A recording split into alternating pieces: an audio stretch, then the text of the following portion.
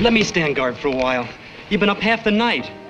Gilligan's Island was supposed to be about 7 people trying to escape, but 62 years later, 6 main cast members are gone. Only Tina Louise remains. And the real island was never the sand, it was fame.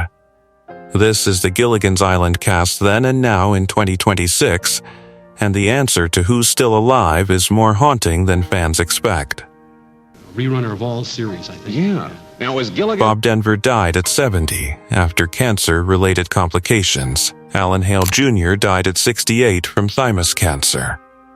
Jim Backus died at 76 after years of illness, including Parkinson's disease. Natalie Schafer died at 90 from liver cancer. Russell Johnson died at 89 after kidney failure. Dawn Wells died at 82 from COVID-related complications. Skipper! What's wrong, Gilligan? Oh, you should see it, Skipper. It's really weird and strange. 6 names, 6 endings, 1 island comedy, and 1 surviving star left to carry the memory. That is the part nobody tells you first. The show looked harmless. A tiny boat, a 3-hour tour, a silly song, 7 people stuck in paradise. But behind that simple comedy was a much darker truth. The characters never aged, the actors did. The characters stayed young forever. The actors became older, sicker, forgotten, typecast, and one by one, they disappeared. That is why Gilligan's Island feels different in 2026. Because this was not just a show about people who could not get home. It became a story about people who could not escape, what the world remembered them for.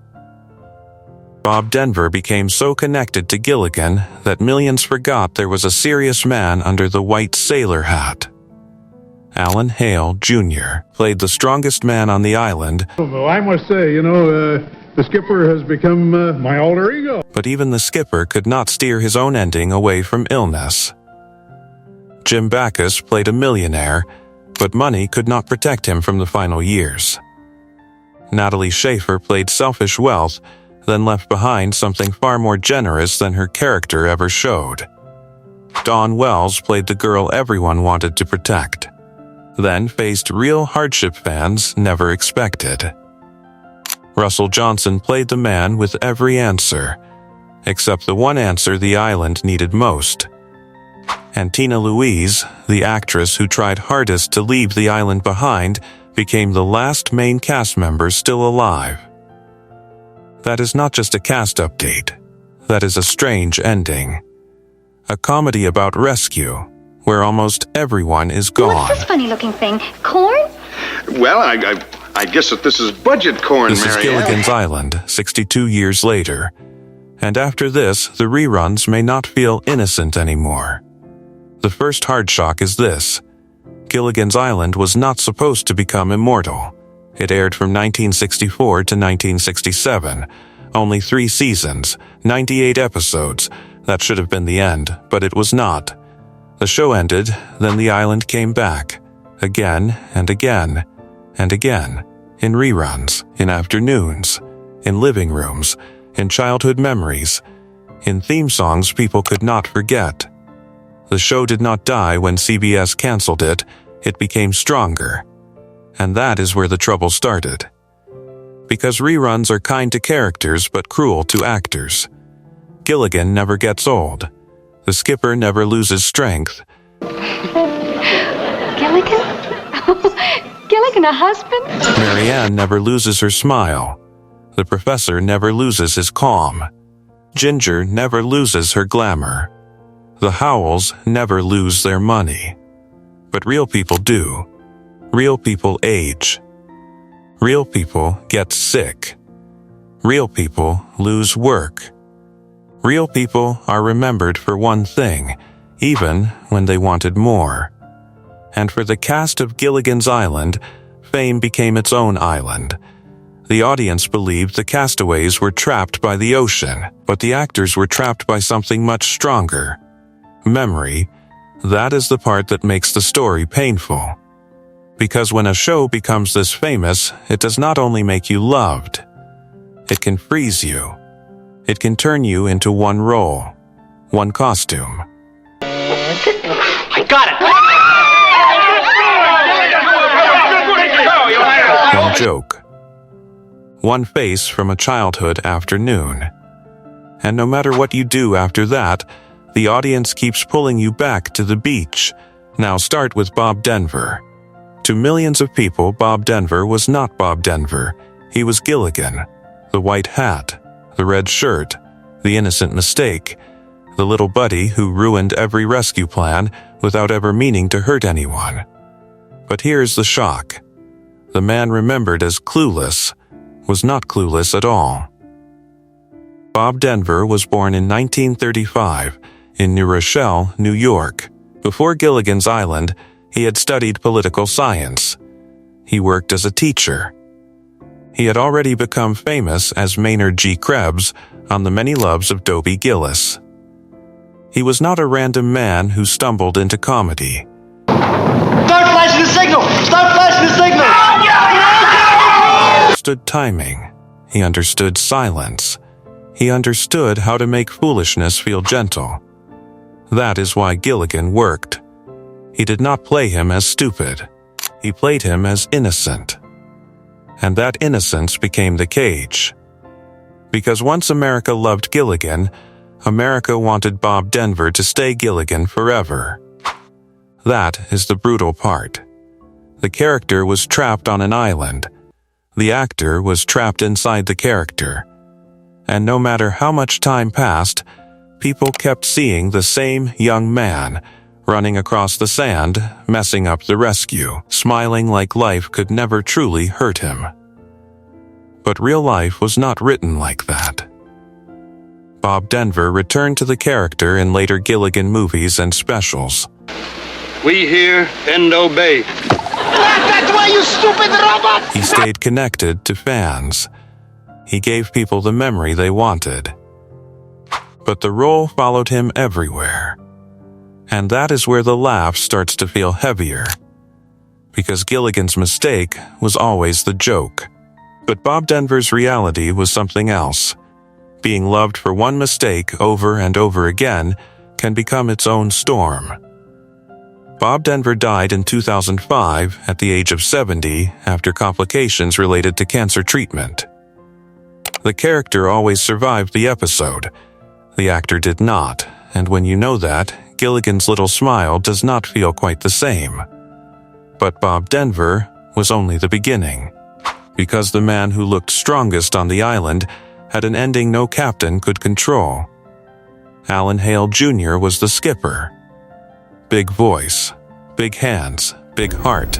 You can fuel some people, but you can't fuel them all the time, right? He yelled at Gilligan, he chased him, he grabbed his hat, he got angry. Then he forgave him. Again, and again, and again. The audience believed the skipper was in charge. But the opposite truth is this. Even the captain could not steer his own legacy away from Gilligan's Island. Hale Jr. was born in 1921 in Los Angeles. Hollywood was already in his blood. His father was actor Hale Sr. Before Gilligan's Island, Hale Jr. had worked for decades. He appeared in films. He appeared on television. He served in the Coast Guard during World War II. He was not just the loud man in a blue shirt. He was a professional. And that is why the skipper never felt empty. Just drop him anywhere. This is the skipper of the... Drop him! He could be silly, but still warm. He could be angry, but still safe. He could shout, but never feel cruel. The skipper was supposed to be the captain. But really, he became the island's father figure. That is why fans loved him. He made the island feel safe, even when nothing made sense. But here's the hard truth. The skipper could protect everyone on screen. He could not protect himself from time.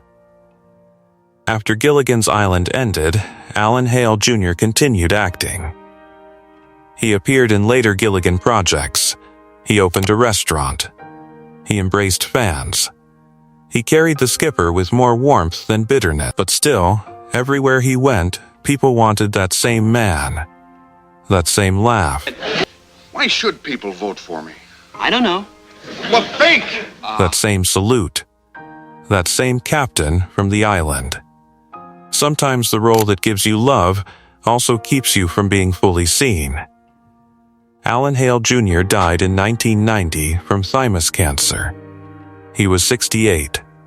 The man who looked like he could survive any storm was gone, and after that, the island started to feel less like a joke and more like a place being slowly emptied.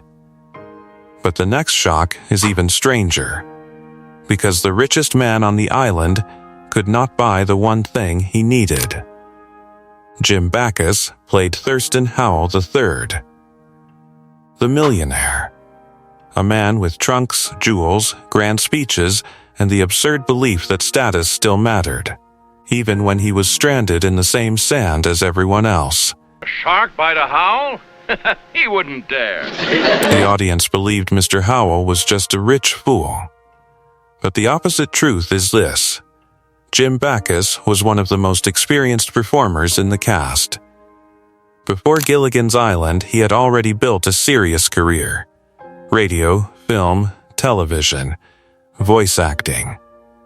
He was the voice of Mr. Magoo. He appeared in Rebel Without a Cause. He had spent years mastering comedy before he ever stepped onto that island. That is why Thurston Howell worked. Backus was not only playing a rich man, he was playing the helplessness of wealth. On an island, money should have meant nothing. But Mr. Howell still acted as if money could save him. That was the joke. But 62 years later, it feels deeper than a joke. Because money could not rescue him.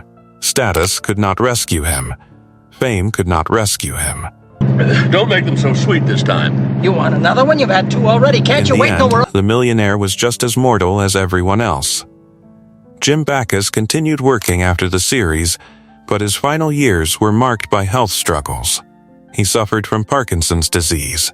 He died in 1989 from complications of pneumonia. He was 76. And that makes the character feel different. Mr. Howell spent the show acting like wealth could separate him from the others. But death did what the island always did. It made everyone equal. That is the dark truth hiding under the comedy. Gilligan's Island made class look funny. Real life made it final.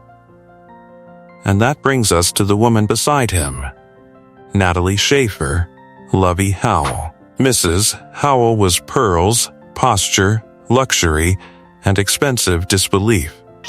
Oh, I just love beets. I want the beets. I adore sugar. She looked like someone waiting for servants in the middle of a jungle. The audience believed Lovey was silly. But the opposite truth is this. Natalie Schafer may have been one of the sharpest illusions in the whole cast. She was born in 1900, although for years, her age was often reported as younger. That fact alone changes the way you watch her. On screen, she played a pampered millionaire's wife. Off-screen, she had been performing long before Gilligan's Island. She had worked on stage. She had worked in films. She had worked on television. She understood image. She understood timing. She understood that comedy is often about pretending nothing is wrong, while everything around you is falling apart. And that is exactly what Lovey did. Ginger. Thurston, have you been eating brandied peaches without the peaches again? She smiled. She wore pearls. She carried herself like wealth could survive anything. But nobody escaped, not the poor, not the rich, not the beautiful, not the smart, not the strong. That is what makes the show feel haunting now. Every character had a way of pretending they still had control. The skipper commanded. The professor invented. Mr. Howell paid. Lovey smiled. Ginger posed. Marianne worked. Gilligan hoped. But the island did not care. Natalie Schafer continued acting after the show and appeared in Gilligan reunion projects. She died in 1991 at age 90 from liver cancer. But then came the twist fans still remember. The woman famous for playing selfish wealth left a major gift to the Motion Picture and Television Fund to help support the actor's home. Fellas, Thurston's a veritable tiger when he's roused. Oh, we can handle him, can't you? That is the kind of fact that changes the character in your mind. Lovey Howell was the joke. Natalie Schafer was the lesson. And after you know that, the pearls do not look quite as empty. But the most complicated cast story may belong to Ginger. Tina Louise, the movie star, the red hair, the glamour, the face that looked completely out of place beside coconuts and bamboo walls. The audience believed Ginger was the lucky one, the beautiful one, the camera's favorite. But the opposite truth is this. Tina Louise may have been the cast member who understood the trap more clearly than anyone. She was born in 1934 in New York City. Before Gilligan's Island, she had already worked on stage and in film. Could make me be true. She won a Golden Globe as New Star of the Year for God's Little Acre. So here is the important point. Ginger did not create Tina Louise. Tina Louise already existed. And that is why the role became so complicated. The world saw Ginger and acted like that was the whole story. But she wanted more than one image, more than one costume, more than one kind of attention. And this is where Gilligan's Island becomes almost too ironic. The show was about people trying to leave an island. Tina Louise became the actor most publicly associated with trying to leave the island behind. She did not return for the later TV movies. She distanced herself from the show more than the others. And over time, some fans treated that distance like betrayal. I enjoy it a lot. Yeah. I thought it was going to just last 6 months, but... But look at it another way. Maybe she saw the cage. Maybe she knew what one famous role could do. Maybe she understood that if she did not fight to be seen differently, the world would keep calling her Ginger forever. That is not a fake tragedy. That is the price of being remembered too clearly. And now, in 2026, Tina Louise is the last surviving main cast member. That is the shock no sitcom writer could have planned. The actress who tried hardest to leave the island became the final witness to it. Everyone else from the main cast is gone. Only Ginger remains. And once you know that, her story stops feeling like distance. It starts feeling like survival. But before the island became almost silent, Well, I'm not exactly. You see, I was sewing on this dress and Gilligan just... there was Marianne, Dawn Wells. If Ginger was fantasy, Marianne was home. Ginger was Hollywood. Marianne was the girl next door. Ginger shimmered. Marianne made the island feel human. The audience believed Marianne was the simple one. But the opposite truth is this. Dawn Wells was not simple at all. She became one of the smartest guardians of the show's heart. Dawn Wells was born in 1938 in Reno, Nevada. Before acting, she was Miss Nevada in 1959 and represented the state in the Miss America pageant. That already breaks the image. Marianne looked like the farm girl next door. Dawn Wells came from pageants, training, theater, ambition, and discipline. And once she became Marianne, she did something powerful. I just wanted somebody to think I had someone. So I invented a romance. We all care for She did not treat the role like a curse. She understood what Marianne meant to people. She wrote books. She returned for Gilligan projects. She stayed close to fans. She became the keeper of the island's softer memory. But here comes the shock. The character everyone wanted to protect became a real person who needed help too. In later years, reports described financial and health difficulties. Fans rallied around her. And suddenly, Marianne was no longer just a sweet girl with a basket. She was a woman facing real hardship, in a world that had kept her young in memory but could not keep her safe in life. Dawn Wells died on December 30th, 2020, at age 82, from complications related to COVID-19. That's it. And we've never been off the air since 1964, and we're in 30 languages all over the world. For many fans, that death felt personal.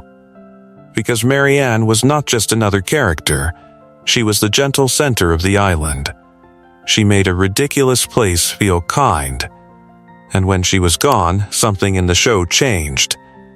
As children, viewers asked, Ginger or Mary Ann? As adults, that question feels almost too small. The real question is this: how does someone become a symbol of innocence for millions and still have to face age, money trouble, illness, and death like everyone else? Mary Ann made the island feel safe. Dawn Wells reminded us that no one stays safe forever. And then there was Russell Johnson, the professor, the man with the answers. And unless I miss my guess, the position of his head and his body will bring in different stations. Watch. Open up, Gilligan. The man who could build a radio from coconuts. The man who could make science sound calm, even when nothing made sense. The audience believed the professor could fix anything.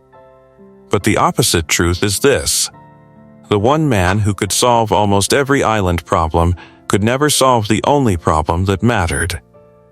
He could not get them home. That is what makes the professor strangely tragic. He was the smartest man on the island, but the story required him to fail. Every week he invented something.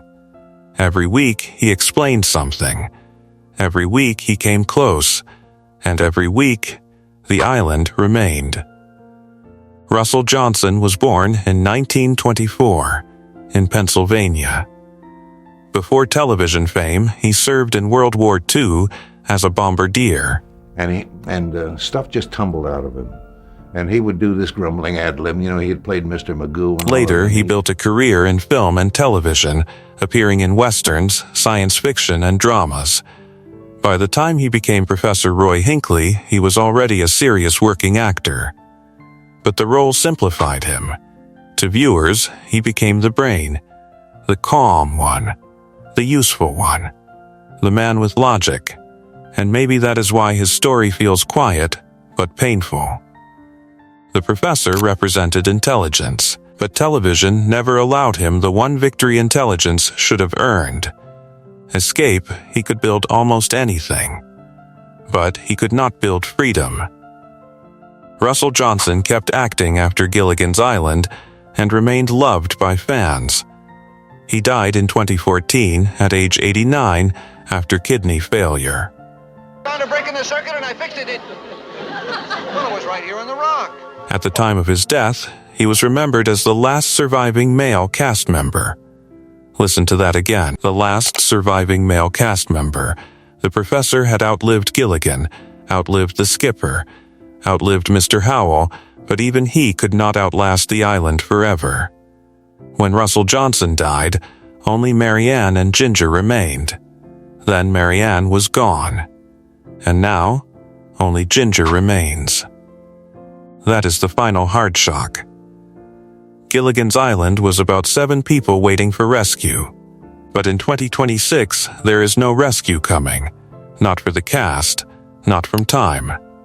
The show survives, the people fade, the characters stay young, the actors become dates, memories, headlines, old interviews, and photographs. Bob Denver gone, Hale Jr. gone, Jim Backus gone, Natalie Schafer gone, Russell Johnson gone, Dawn Wells gone, Tina Louise still here. At least that's one of them. I love to be afraid. Only Ginger remains from the main cast. And because of that, the entire show now feels like a ghost story. Not a scary one, a gentle one. A comedy full of people who made us laugh before we understood how temporary everything was. That is why Gilligan's Island still works. It is not only because of the jokes. It is not only because of the theme song. It is not only because of nostalgia. It works because every episode begins with impossible hope. Maybe this time they will get home. Maybe this plan will work. Maybe the boat will come. Maybe the radio will reach someone. Maybe the world has not forgotten them. and every episode ends with the same quiet answer. Golf ball! It exploded! A golf ball doesn't explode, it was just plastic. Not yet. That is why the show feels different when you grow older. As kids, we watched 7 people stuck on an island. As adults, we understand something darker. Everyone is trying to get home from something. A role, a memory, a mistake, a public image, a younger version of themselves, a life that no longer exists. Gilligan's Island fooled us because it looked like escape. A tropical place, a silly place, a place with no bills, no aging, no hospitals, no final goodbye. But real life was waiting outside the frame. The island was work. The island was fame. The island was a gift. And for some, the island was a label they carried forever. That does not make the show bad. It makes it human. Maybe that is why people still watch, because the characters never leave. Did you deposit the quarter? There's no place to put. Even when the actors do. So the next time the theme song starts, listen differently. That cheerful little song is not just an introduction anymore. It is a roll call, a memory of 7 people who gave America a place to laugh. 6 of them are gone now. 1 remains. And the island is still there. Drop a comment. Which Gilligan's Island cast member's story hit you the hardest? And be honest, when you watch the show now, does it still feel like a comedy, or does it feel like 7 people waving from a shore that time slowly emptied?